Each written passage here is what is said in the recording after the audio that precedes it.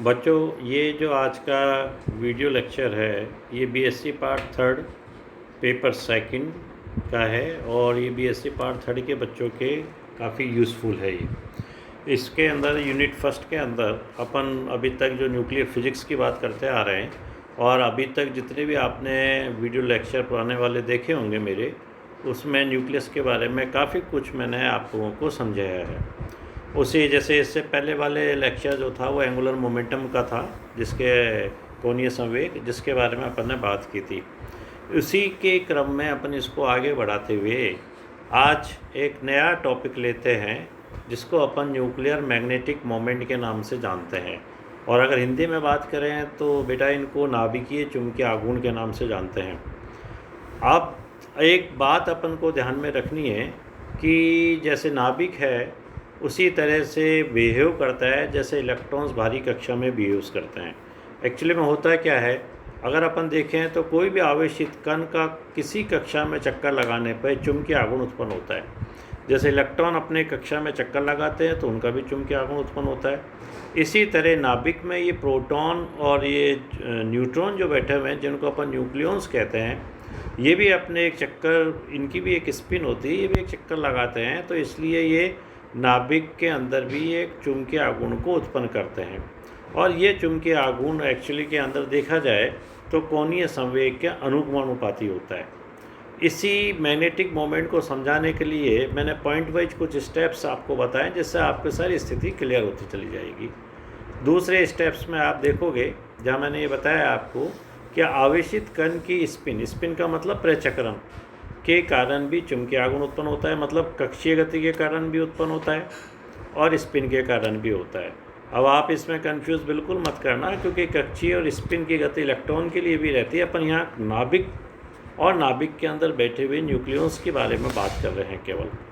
तो यहाँ चुंबकीय आघूर्ण प्रचक्रण के अनुपाती होता है। इसी तरह तीसरे पॉइंट में मैंने ये बताया आपको कि जो नाभिकीय चुंबकीय आघूर्ण का जो मापन है वो आप किस में नापें, उसको एक नाभिकीय मैग्नेट्रॉन के गुणांकों के रूप में नापा जाता है कि कैसे मापन न करें, है ना, इसका मेजरमेंट कैसे करें। तो एक नया वर्ड आपके सामने आया है, नाभिकीय मैग्नेट्रॉन। और नाभिकीय मैग्नेट्रॉन का मतलब ये हुआ कि एक नाभिकीय जो मैग्नेट्रॉन है उसका सिंबल तो यहाँ μn फॉर न्यूक्लियस है, इससे बताया गया जैसा कि समीकरण 1 में बताया है, और इसका मान EH क्रॉस और अपन 2mp, mp जो है प्रोटॉन का द्रव्यमान रहता है। अगर इनकी वैल्यूज़ रख दी जाए सबकी, जिसकी अपन सब जानते हैं इनकी वैल्यूज़ के बारे में, पिछले लेक्चर में भी आपको बताया गया है, इसका मान 5.05 × 10⁻⁻27 जूल प्रति टेस्ला के रूप में अपन बता सकते हैं। इसी तरह से जो नंबर 5th पॉइंट है उसके अंदर अपन ने डिस्कस किया है कि यदि कैपिटल J कोणीय संवेग के संगत नाभिकीय चुंबकीय आघूर्ण का मान अगर μJ है, तब अपन μJ को जो इक्वेशन लिखी जा सकती है वो J μn के द्वारा बता सकते हैं, जो समीकरण 2 के द्वारा बताई गई है। जहां अपन ये कह सकते हैं कि जो J है ये नाभिकीय G गुणांक कहलाता है, जिसको न्यूक्लियर G फैक्टर के नाम से अपन जानते हैं। और इसकी परिभाषा अगर देखें अपन तो J को अपन समीकरण 3 के द्वारा अपन डिफाइन कर सकते हैं। और एक्चुअली में बेसिक रूप से जो समीकरण 3 है वो ये कहती है कि ये एक्चुअली में J जो है चुंबकीय आघूर्ण और नाभिकीय कोणीय संवेग का रेशियो होता है एक तरह से। इसी में एक आगे गायरोमैग्नेटिक रेशियो भी बताया जाता है, जिसका मान गामा J μJ/JH क्रॉस के द्वारा बताते हैं, समीकरण 4 में बताया गया है अपने पास। अब यहाँ डिफरेंट वैल्यूज समीकरण 6 में मैंने आपको बताई है यहाँ पे कि प्रोटॉन के लिए J का मान क्या होता है, म्यूजेन के लिए क्या होता है और न्यूट्रॉन के लिए क्या होता है। एक इनकी वैल्यूज से एक बहुत ही अच्छी स्थिति अपने सामने आ रही है। अगर आप समीकरण 6 जो मैंने डिफाइन की है, या अगर इसको आप देखो तो म्यूजे का मान या न्यूट्रॉन के लिए नेगेटिव आ रहा है। अब इस नेगेटिव का क्या मतलब है एक्चुअली के अंदर, ये अपने को मालूम होना चाहिए। तो नेगेटिव के लिए अपन ये कह सकते हैं कि न्यूट्रॉन के लिए जो J का मान ऋणात्मक मान है, ये इस बात को दर्शाता है कि न्यूट्रॉन में ऋण आवेश का वितरण होता है, उपस्थित है, इसी वजह से ये नेगेटिव आ रहा है। अब ये तो अपन जानते हैं कि न्यूट्रॉन एक्चुअली में उदासीन रहता है, उस पर कोई आवेश नहीं रहता। लेकिन अगर एक तरफ अपन इसकी वैल्यू के द्वारा ये बता रहे हैं कि ये नेगेटिव मान के मतलब इसमें आवेश उपस्थित है जिसके कारण नेगेटिव मान आ रहा है, तो उस दूसरे रूप में अपन ये कह सकते हैं कि जितना नेगेटिव आवेश है उतना ही इसमें धनावेश भी होगा, जिससे जो टोटल आवेश का मान है वो इसका न्यूट्रल हो जाएगा इसके अंदर। इसी तरह नाभिक में प्रोटॉन और न्यूट्रॉन अपन जानते हैं कि दोनों होते हैं, और इन दोनों की अलग अलग संख्या के अनुपात से द्रव्यमान संख्या में भी परिवर्तन होता रहता है। अब जैसे यहाँ मैंने 2 केस डिस्कस किए हैं। नंबर 1, अगर Z जो कि परमाणु क्रमांक है, जिसको अपन पहले डिफाइन कर चुके हैं, सम हो और n भी सम हो न्यूट्रॉन की संख्या, तो उस केस में J का मान 0 होता है, और इसका मूल अवस्था में भी अगर चुंबकीय आघूर्ण का मान निकाला जाए इस अवस्था में तो वो 0 ही आएगा।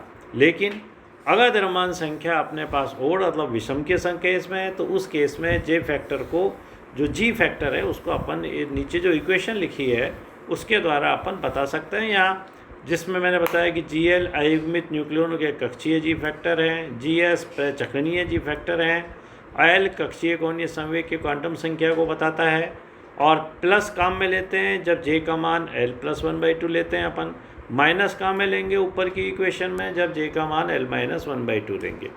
तो इस तरह से अपन नाभिकीय, यहाँ पे जो नाभिक के बारे में बात की है, नाभिकीय चुंबकीय आघूर्ण के बारे में अपन यहाँ डिफाइन कर सकते हैं।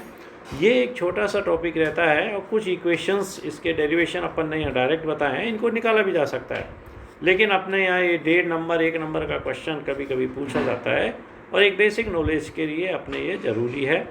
और इसको इस चैप्टर के साथ ही एक न्यूमेरिकल क्वेश्चंस था जो मैं इस न्यूक्लियर फिजिक्स के अंदर आपको बताना चाह रहा था, जो पहले भी नहीं बता पाया था मैं। तो इसमें मैंने एक न्यूमेरिकल क्वेश्चन बताया है आपको, जिसको ये बताया गया है कि नीचे क्वेश्चन में अगर आप देखो तो अगर एक स्थायी नाभिक की त्रिज्या, एक स्थायी नाभिक की जो त्रिज्या है जिसका एक नाम दिया है OS 189, नाभिक की त्रिज्या की 1/3 है, और ये स्थायी नाभिक कौन सा होगा ये मान निकालना है आपने को। इस तरह का क्वेश्चन 2010 में आया है राजस्थान यूनिवर्सिटी में, 2013 में आया है, और लेटेस्ट 2018 में भी इसको क्वेश्चंस को इस तरह को पूछा गया है। तो इसको सॉल्व करने के लिए अपन ने जो एक त्रिज्या की, नाभिक के लिए त्रिज्या की इक्वेशन होती है वो R=R0e⁻⁴ ये द्रव्यमान संख्या है।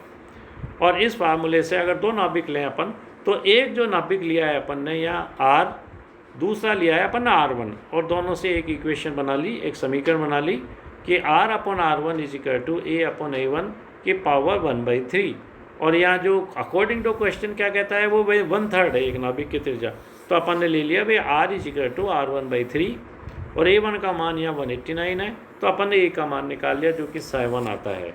अगर आवर्त सारणी में देखा जाए तो 7 एक्चुअली में लिथियम के लिए आता है, तो इसलिए ये जो दूसरा स्थायी नाभिक होगा जिसकी ये पूछ रहा है वो एक लिथियम का होगा। तो इस तरह के क्वेश्चंस बहुत शॉर्ट होते हैं, और न्यूमेरिकल क्वेश्चंस पे अपने को विशेष ध्यान में देना चाहिए, क्योंकि जो स्कोरिंग मार्क्स हैं वो न्यूमेरिकल से मिल सकते हैं, और पूरे के पूरे मार्क्स अपने को मिलते हैं। तो इस तरह बीच बीच में जब कोई टॉपिक होगा अपने पास, उसमें इंपॉर्टेंट न्यूमेरिकल क्वेश्चंस मैं आपको बताता रहूँगा। और वैसे जो अपने पास ऑप्टिक्स की कोई भी किताब हो, हर किताब के अंदर बहुत सारे सोल्ड अनसोल्ड न्यूमेरिकल्स दे रखे हैं, तो उसकी अगर आप लोग प्रैक्टिस करें तो जितनी प्रैक्टिस आप करोगे उतने ही अच्छे आप न्यूमेरिकल में मास्टरपीस होगे, और अच्छा होगा, और उतने ही अच्छे अपने के फिजिक्स में अपने नंबर आएंगे। तो आज ये टॉपिक अपन यहीं बंद करते हैं। अगले वीडियो लेक्चर में आपको मैं फिर दूसरा टॉपिक के बारे में बताने की कोशिश करूँगा कि किस तरह से अपन उसको डिफाइन कर सकते हैं।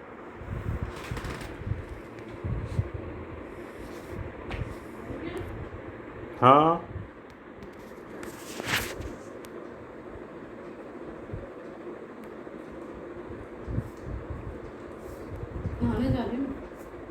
बस ये कहने के लिए आए थे। नहीं, वो कुकर रखा है गैस पर। कितनी सीटी है? 1 सीटी आते बंद कर दो।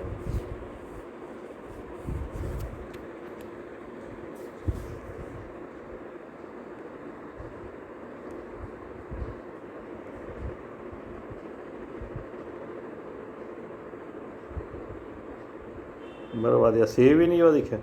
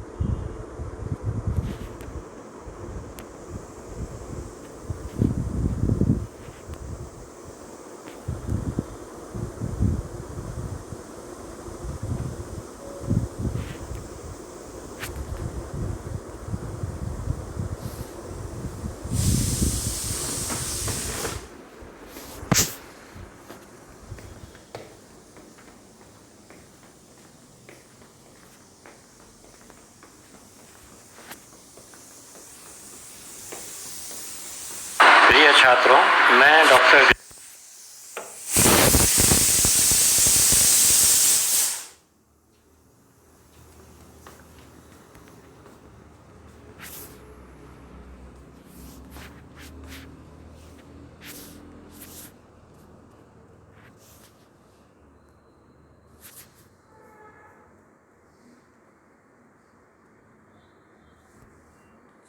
Doctor Gajendra Gupta, BBD college Chimanpura